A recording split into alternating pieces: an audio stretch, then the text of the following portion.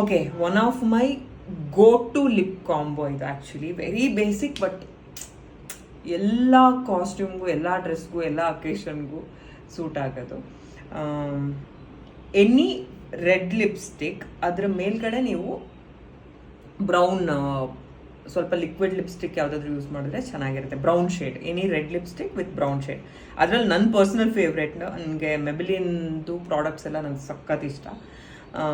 ಅದರಲ್ಲಿ ಲಿಪ್ಸ್ಟಿಕ್ಕು ಇದು rich Ruby ಅಂತ. It is not exact red, but ಅದು ರೆಡ್ ಶೇಡ್ ಇದು.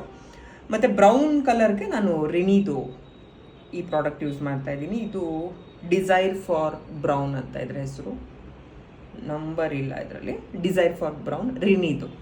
ಸೊ ಐ ಶೋ ಯು ನಾವು ಎಷ್ಟು ಚೆನ್ನಾಗಿ ಆ ಟೆಕ್ಸ್ಚರ್ ಬರುತ್ತೆ ಅಂತ ಹೇಳ್ಬಿಟ್ಟು.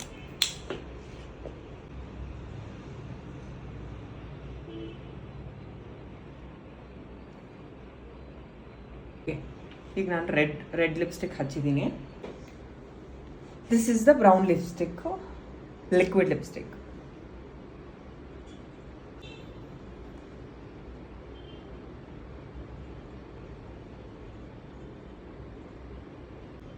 ಸಿ,